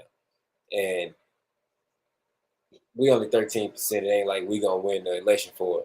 But if she got all 13%, you know what I'm saying? Like it would help. So but yeah, let's see what she go with. Yeah, I mean, I don't think Trump has anything to offer. I haven't seen nothing on his platform to say Trump is going to be an area of focus for him. So I don't see why he would even broach that topic, because again, I don't see him as the person that even is qualified to even speak on this shit. That's not his brand. But yeah, if he does get in that deep water, he start talking that dumb shit, I'm on his ass too. Absolutely. About it is, you know, when we talk about post-traumatic stress disorder, right? What happens when you've been repeatedly exposed to trauma. Somebody explained it to me years ago. It's oversimplified, but I'm going to offer you this. So imagine you're walking across a busy street every day, and a Mack truck comes barreling down. You will produce basically a response without even reflection. You'll jump back. If every day you're walking across the street, that thing, you overproduce the thing, so that one day you're walking across that street, that Mack truck has come barreling down, you see it, and you keep walking. And then we start talking about our young people don't have emotions. Numb to it. They're as though they've chosen, as though they have chosen to not have emotion. I don't agree with that. I think young people are overly emotional. I think young people are the ultimate crash outs with this, was it Gen Alpha or whatever the hell the new one is? Yeah, Alpha, yeah. Yeah, they're incredibly emotional. They're numb to some things like pornography and violence. Yeah, They, I'm about to say death. They didn't see it all with the YouTube era. Yeah. The smartphone has numbed those things. I agree with that. But as far as them still being able to deal with their emotions in general, I see a Facebook post today talking about a chick asking for somebody to donate some shoes to her son, size 12, because he thinking about quitting school because I saw that. Peer pressure. Like, come on, man, what we talking about? I saw that. What we talking about? Mm-hmm. Nah, it's just not. These kids emotional hell right now. It's just that they're numb to certain stimuli that we perceive as emotional driven. They big on like small shit, like you said, social acceptance, gender assignment,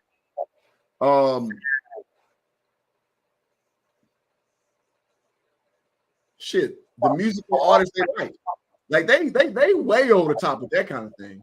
If they can get a phone or not, like they crash out over shit that wasn't even close. But they're still highly emotional. So I don't understand her position on that, saying that they're not emotional now. Like, that would mean that they're stoic. Hell no. These kids now ain't stoic. They emotional as hell. The color hair and all that shit that he be doing now, like, what are we talking about? Yeah, no, that's what Lil Sammy, he calls them. He be like, this kid was emo, and he was emo and emo this, emo that, and emo this, and all these kids are emo is what he's saying, and just speaking to them being super emotional about stuff, and like you said, crashing out is what they call it.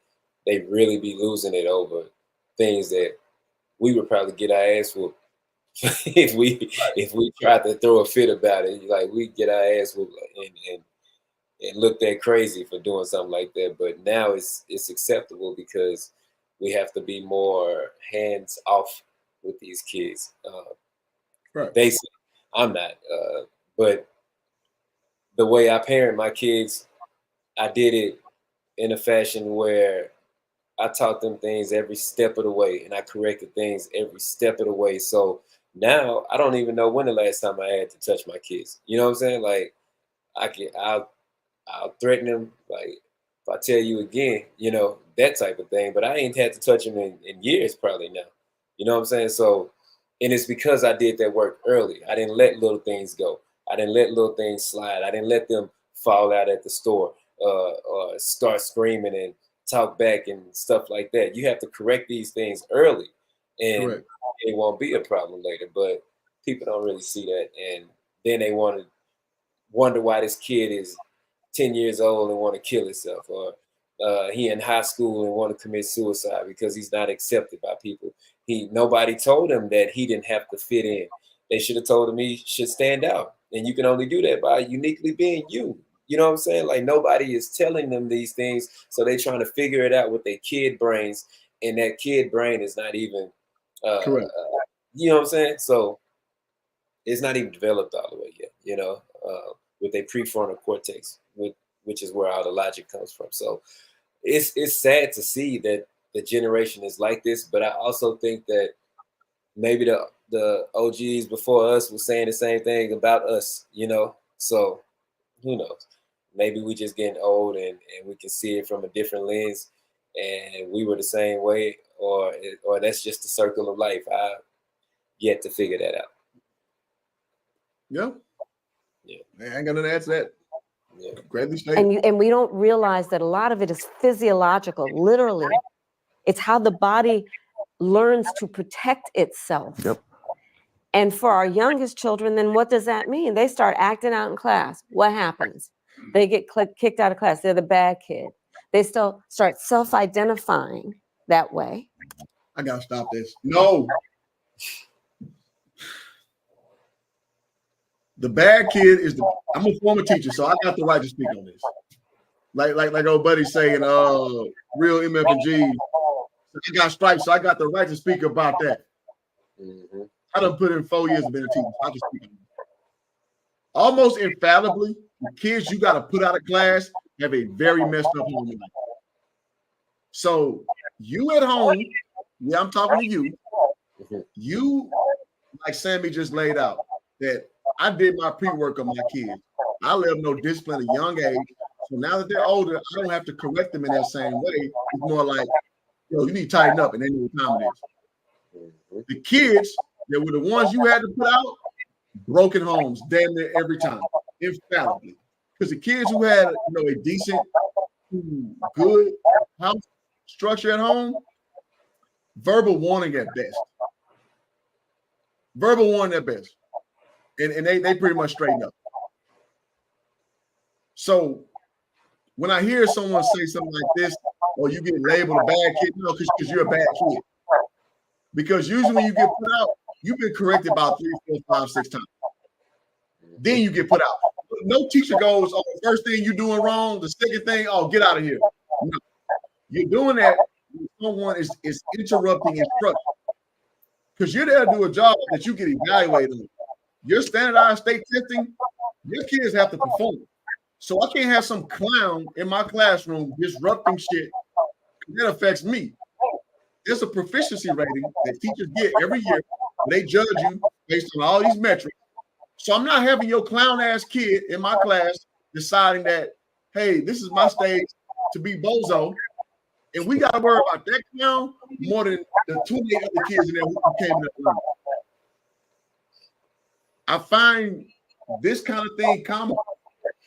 And moreover, I wonder how many teachers she's talked to. Because any teacher with the damn will tell you, like, no, you put kids out because they're disrupting class. Not because you're trying to label them as some bad kid.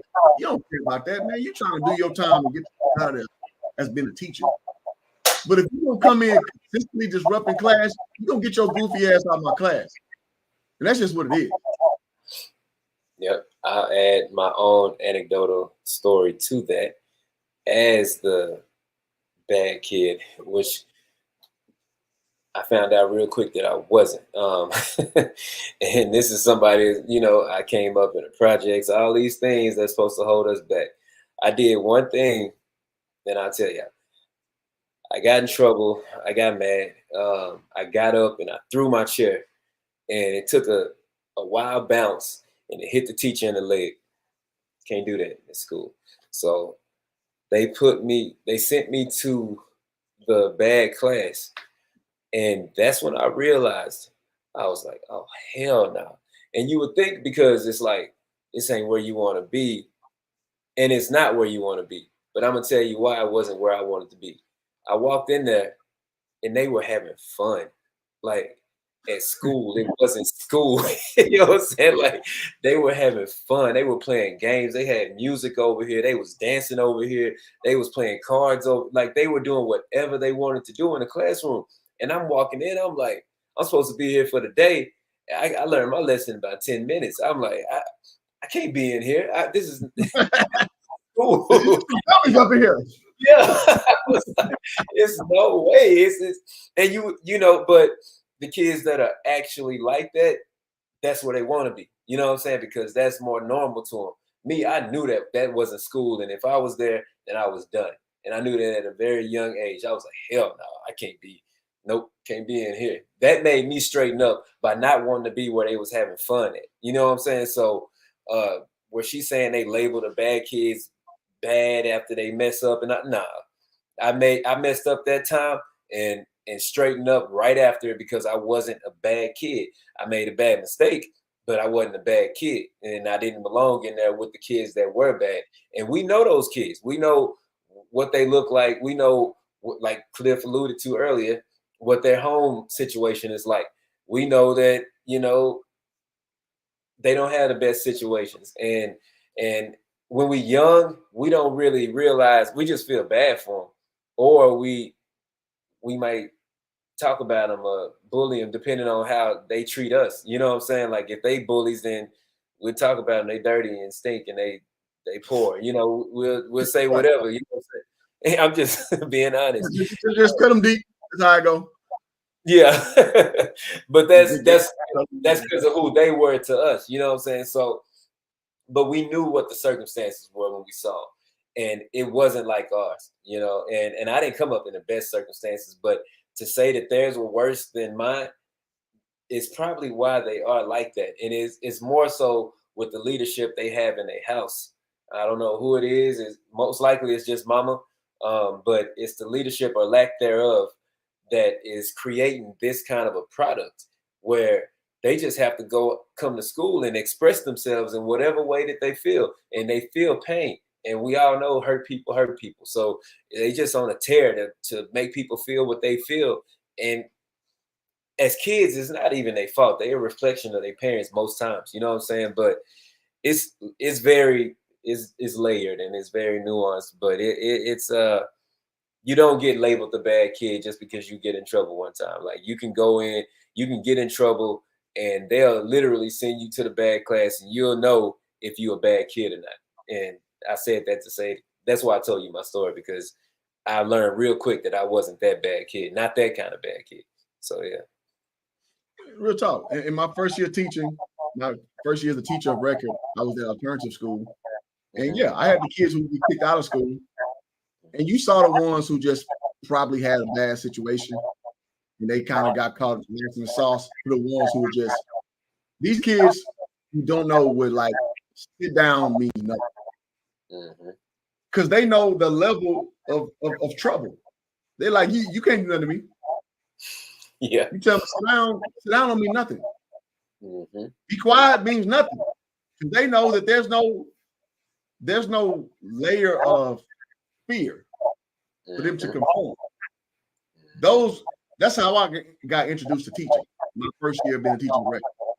My very first year I was a sub, so I got to see everything. Second year I was teacher of record, was alternative school. And I saw those kind of kids are the ones who just got in too many fights over social pressure, but they was cool. It's just they needed to kind of step back, separate, and get back into like Gen Pop. So no, so I don't accept that at all. That like, oh, a person is a bad kid. No, there's some bad kids for sure, and it's probably by virtue of bad parenting. No, not probably. It is certainly by virtue of bad parenting. Agreed. And we know where that leads. No, go ahead. No, it's rare that you see a situation where the parenting was top notch and the kids just off the rails. You know what I'm saying? Right. I'm sure it exists. There's always outliers, but that's rare because it's learned behavior. You know what I'm saying? And again, if you correct it along the way, this is how they learn to behave. That's just how it is. But people justify the kids' actions or be like, oh, well, his daddy left him and I'm just trying to overcompensate for this, or you know, I'm doing this, you messing him up.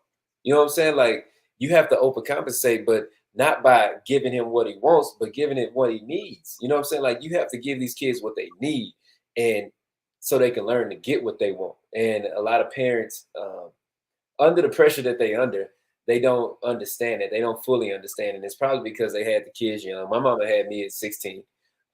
So she was a kid raising. Yeah, she didn't. But luckily she had my Mima. You know what I'm saying? That would step in and raise. Well, my mama wasn't even, I don't remember anything bad about my mama parenting me. She always told us what to do right. And I think that came down from Mima, you know, it trickled down from her. But I also, you know, I don't remember being two either. So she could have made some mistakes. I'm not sure. I remember being homeless. I remember that. I remember being in the bus station and eating broken crackers and peanut butter in the cold. And I remember living there. I remember those things, but I don't remember her making like blatant mistakes as far as parenting goes outside of some choices she made that were selfish for herself, which you know how they go. But I ain't gonna get into that. But I'm saying that the parents' influence is everything on these kids. And we are not taking, which is why Cliff and I, we've been mentors for a long time. We got nonprofit, we've been mentors for a long time to kids. What Cliff was talking about earlier with these kids knowing what the rules are and what they can get away with. We deal with the foster kids now. And I was going to start a group home, but one of my good friends and my son's godmama, Shay, she's a social worker. She begged me not to. And I was like, well, I can, there ain't no kid I can't handle. She was like, these kids are different. They know you can't touch them. They know you can't, they run away. It's nothing you can do. Like, you really don't have any rights, and you're looking after them, but only you gonna look bad. And they lie. They do all of these different things. I was just telling me the horror stories, and I'm still trying to find angles on why, that's more reason why I need to step in. But she was cautioning me not to, because these kids know, they know that, look, at 18, I'm an age out, and I got to be ready. I got to be ready to do what I got to do to survive. And that's by any means. So that's the mentality they leading up to, because they already feel nobody cares about me. Nobody loves me. Nobody is worried. So I'm going to get myself no matter what. I collected some shoes for one of my friends that worked at a group home, and these new Jordans and all type of stuff, they sold them. Damn. Yeah, they sold the shit. Kobe. They sold the shoes, man. They sold them, and I can't even say I blame them, man. Just in the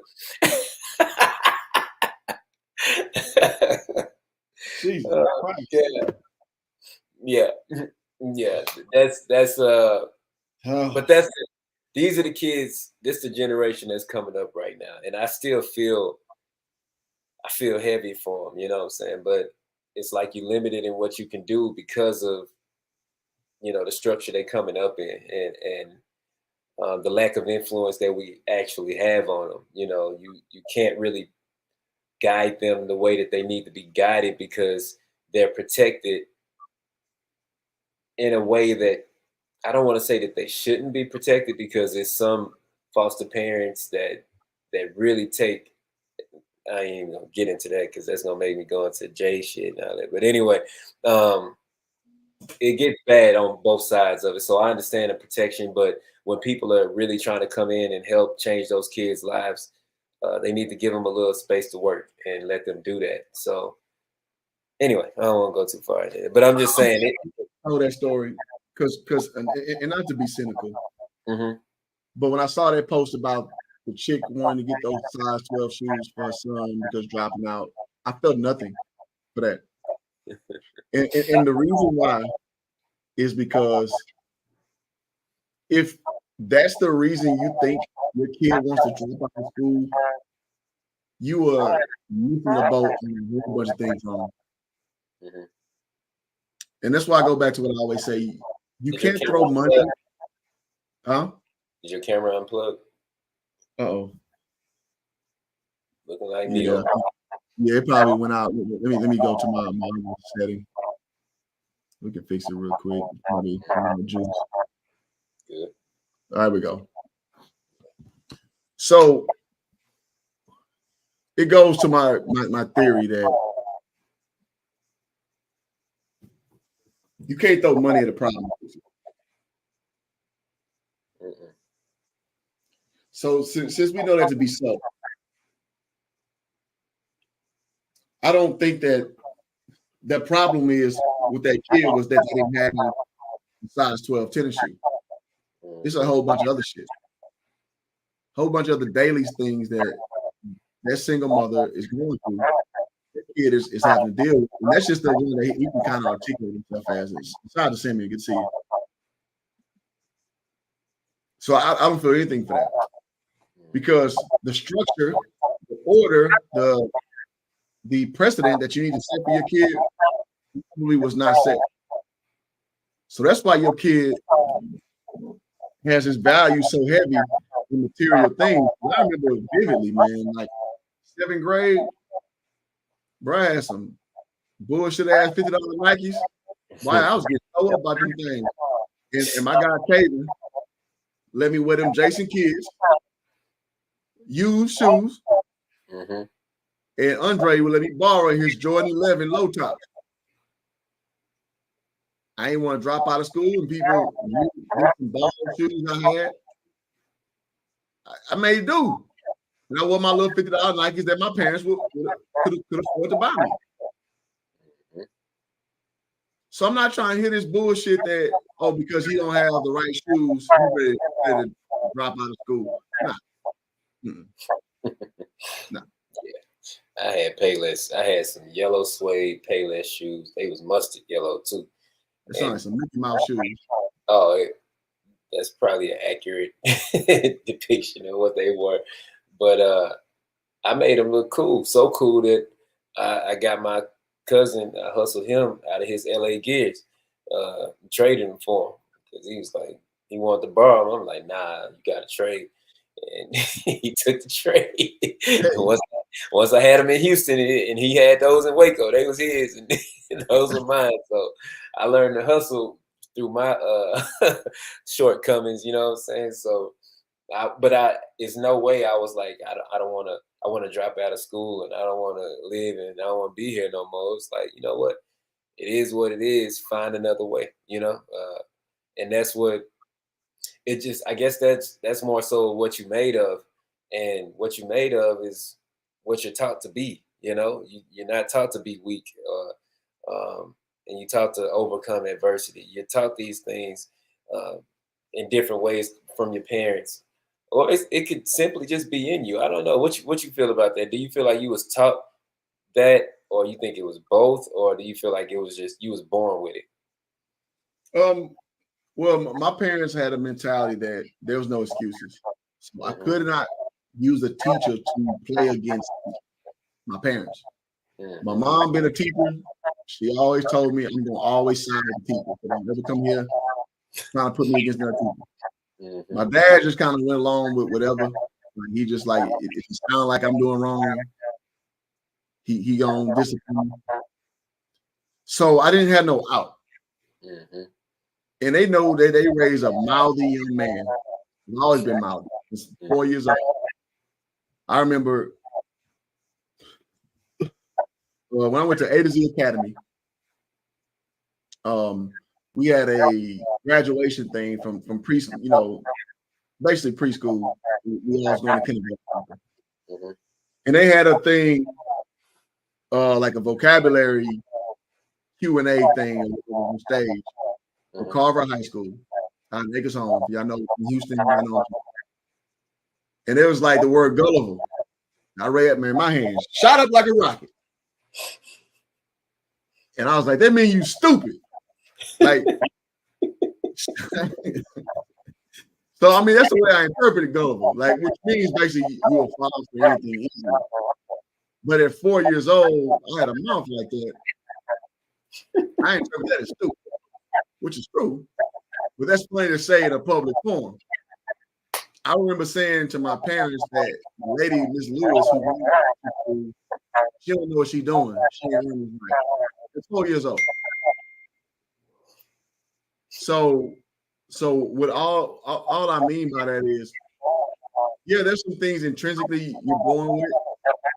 There's some things that your parents curtail to guide you to be where you are. So yeah, I mean, both of those things do come into play, but I think the parents' influence has a bigger impact on that. I see a lot of people who just from a friend level or me being a teacher, who are not cognitively like just astronomical, but the structure got them through though. The structure gets you through. You see all the time, like George Bush, C student at Harvard. C student, meaning in your own merit, if your name was George Wallace, you wouldn't have been at Harvard. But you become the goddamn U.S. president, right? So yeah, those lanes can intersect, but you're most suited with your parents giving you the game, giving you structure. I think that's the best way, and then your natural ability can kind of elevate you from that point. I agree, 1000%. I agree. We always used to say, "Man, if somebody would have just told us." Absolutely, you know? Absolutely. So I feel the responsibility to, do what I can to tell as many young people as possible, because these adults are what they are. these young kids still have a chance per se. So yeah, but let's see what she finished with on his mental health. I know a lot of smart broke motherfuckers out here. Oh, You know, absolutely. it just is what it is. Mhm. A lot of the work I did years ago when I was actually DA of San Francisco was focused on a project that it ended up developing itself into what we call the San Francisco Wellness Center, which was focused on early detection of childhood trauma so that we could get the diagnosis going for the treatment, right? Because if you don't diagnose it, you can't treat it. Right. And I actually Agreed. If you can't diagnose it, you cannot treat it. So I wonder why on the liberal platform that methodology cannot be across the board. I love what she said right there. If you cannot diagnose, we just said this a year ago. If you can't diagnose it, you can't treat it. But all the deflection that goes on from my perspective from the left, it's like, can you address anything if you won't diagnose a person, say, I'm born in a woman body, but I feel like a boy, so you should treat me as a man? Absolutely not. And vice versa. That's a mental health issue. I know it's a little controversial, but I wonder why she would not say that statement to a room full of people who think they're born in the wrong body. She wouldn't say that. Right. That's and she knows it. So she knows it. She'll say it behind closed doors, no problem. But in front of a camera, she'll act incredulous. She'll act like, I don't know what you're talking about. And that's what I can't get down with a lot of leftist ideologies. Like, y'all are being purposely obtuse, and I don't like that. Say what you mean what you say. Which is, a few years back, bless you. Bless you. A few years back, I had respect for Joel Osteen because he was doing one of these interviews, and they asked him, you know how big his platform is. But you know how big his platform is.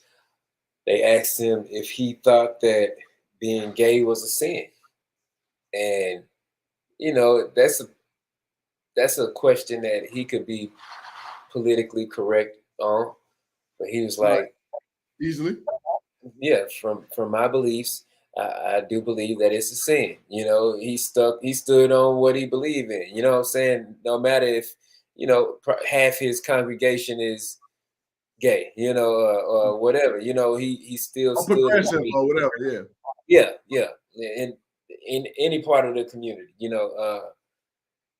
he still stood on that, and I felt like as a man, I could respect that, no matter what else he got going on in his life, you know what I'm saying, or whatever, if he don't open the door for the Harvey victims, all that stuff, whatever.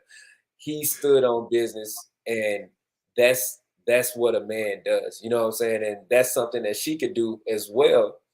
And if she really wanted to fix these issues, because like you said, somebody that's born one way and feels another way mentally, that's a mental issue. They can still feel what they feel is right. If they feel how they feel, that's how they feel. But it doesn't add up to what it actually is in reality. You know what I'm saying? And if you want to address mental illness in the nation, then that's one of the things that you have to address. But you can't tell them you don't want to do that, because then you're trying to tell people that believe what they are is a sickness and it's not rightfully, what they are, and you'll get backlash for that. And that's just not the way to win an election. I get it. You go win. You shut up and go win. You can talk about it with your husband or whoever in the bedroom and never let it to the light. But somebody that wants to actually fix these things needs to address those things. It's okay to have a conversation with somebody that's transgender and tell them that, okay, you're Caitlyn now, but you were Bruce. Wasn't that his name? Yeah. Bruce Jenner. Yeah. Like you were born Bruce though. You do understand that. Yeah, but I want to be Caitlyn. This is what I am. And we can have that conversation. Okay, you want to be, but you do understand that this is what you were and that's what you are. You know what I'm saying? Like, and physically that's what you are. And if we can have that kind of dialogue with them, I feel like it would be no problem because you can accept people as they are. That's not a problem. It's when you force to accept them. That's one thing that people don't like. You can't force me to call you nothing. I don't care what somebody's pronouns are, any of that. I'm gonna call you your name because that's your name. Like, I'm gonna call you Clay. I'm gonna call you Clay. Yeah, right. I'm gonna call you your name, and that's just out of respect. I don't want you to call me he, him, none of that. Call me my name. That's what you can address me as, and I'm gonna do the same for you.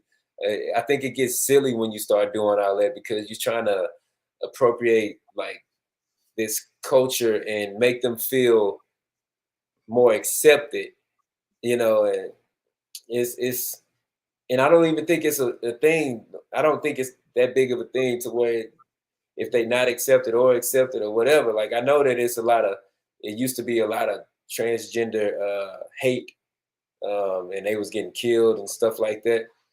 But I think it's more so because they wasn't being honest. Like you sleeping with men and they find out you a man.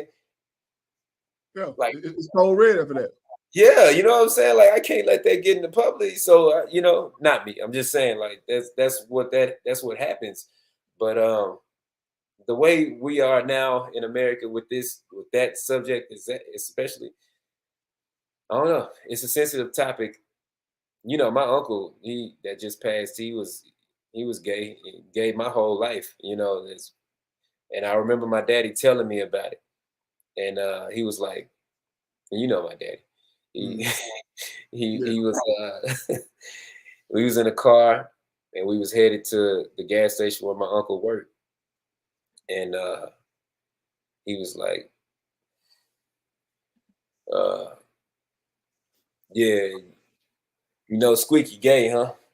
And I was like, no, I didn't know that. I'm like 5, you know what I'm saying? He like, yeah, but he cool though. He cool. He ain't like that's what he said to me. Yeah, he's like, but he cool though. Like he ain't like that. He gay, but he ain't like that. He cool. He's still a nigga. He'll get out there and fight and all that. That's the way he explained it to me. So my daddy said it was cool. It's been cool ever since. You know what I'm saying? Like I'm like, all right, okay. And that's been that, but that's how he explained that to me. And I ain't never looked at my uncle no other way. I ain't never, it's like, okay, that's what you are. But he also wasn't extra with it, you know what I'm saying? Like flamboyant and all that stuff. And like he had dudes around and like we, that didn't cross. But I say that to say that it is easily acceptable when you could be real about it, when you could be real about the situation, when you could be real about the subject and what it is, it's easy to accept. And I think that, well, anyway, we'll get into that in another video, but I don't want to go down that rabbit hole. Oh, good. Yeah, we'll go ahead. There we go. Hey, listen, man, y'all ain't getting this content nowhere else, man. This kind of breakdown over this.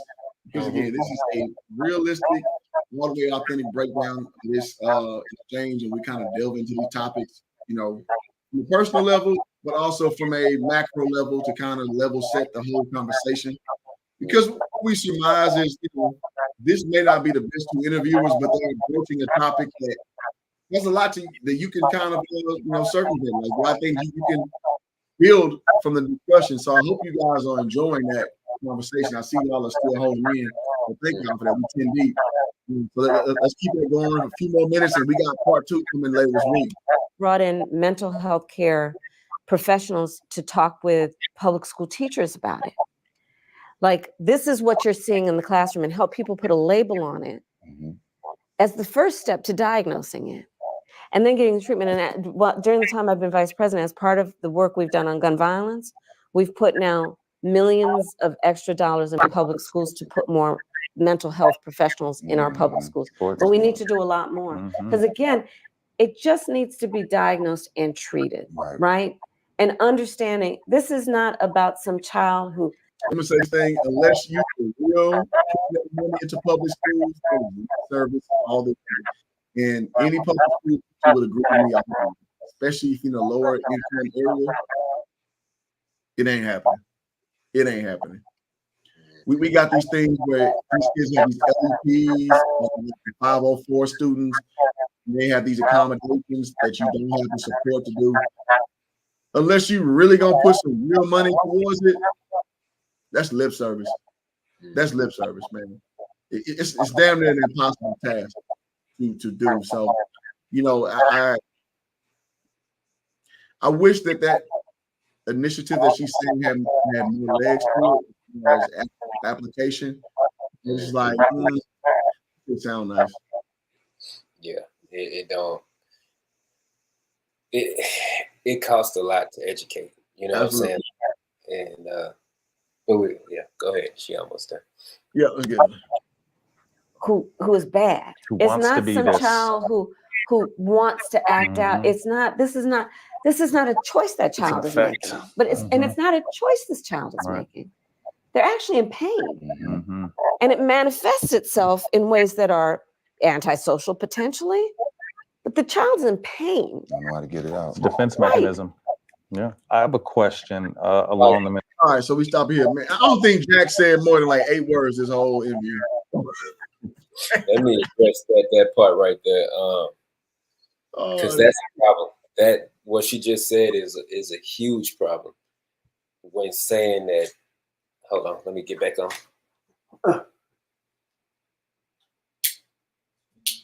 I'll be like Jack.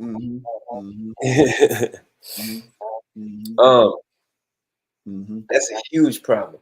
A huge problem, because what you telling these kids is, if you're in pain, whatever you do is not your choice. Like you didn't make that decision. It was the pain that made that decision. You're not accountable for that because you're hurt. That is, it's so backwards and is why the way things are the way they are right now. Because you need to teach them that everything that you do is a choice. It's your choice. You make conscious decisions or subconscious decisions, but you make conscious decisions to do the things that you do. It could be out of pain, but you need to tell them like that you made that choice because you were hurt. Don't tell them it's not their choice. It wasn't their choice. It was pain. How does that even make sense? Pain doesn't make choices. People do. Guns don't kill people. People do. You see what I'm saying? Like they have to pull the trigger. They got to make the choice to pull the trigger. It could be because I'm hurt, but I have to choose to pull the trigger. You see what I'm saying?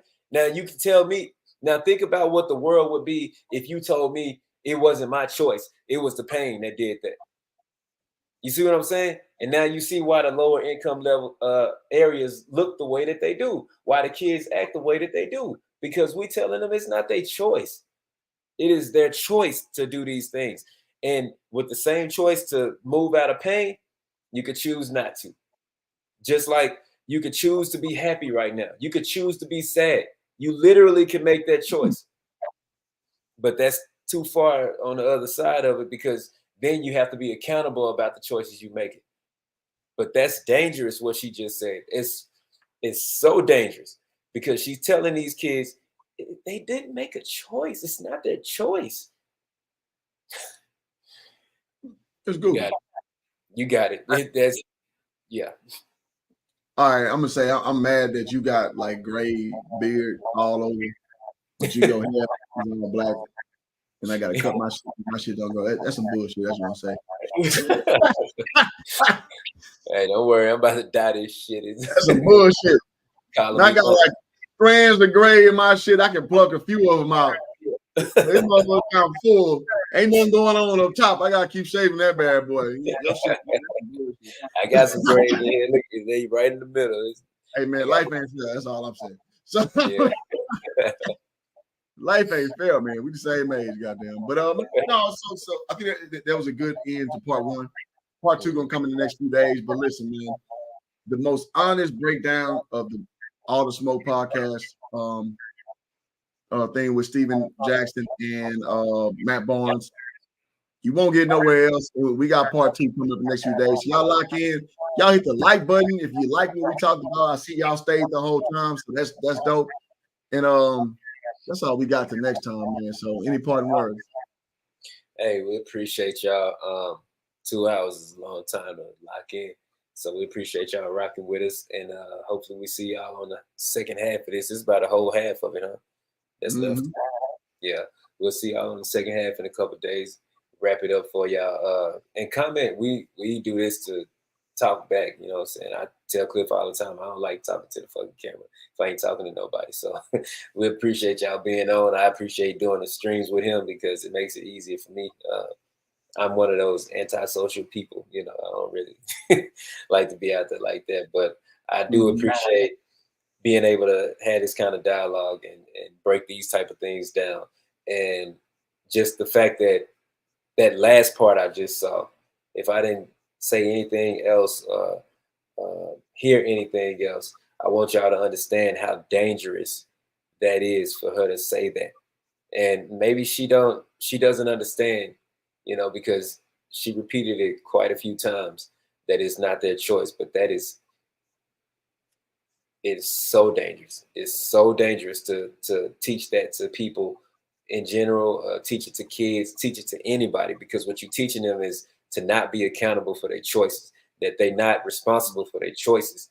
And that shit is dangerous because then you get people that justify their actions based off of how they felt versus a conscious decision that they could have made. And then that's why we are most of the population in jail and the lowest population in the country, because that's what we're being taught. If you hear that from anybody else, reverse engineer that shit for them, please. Tell them, no, it is your choice. It is your choice. Make the right choice. And if you make the wrong choice, understand that you're accountable for the wrong choice you made. But don't ever tell them that it's not their choice because it was pain. Everybody got a fucking story. Everybody has felt pain. Everybody. So don't let them do that. But anyway, I appreciate y'all. Cliff, you already know what it is. All right, man. Part 2 coming up soon. We out.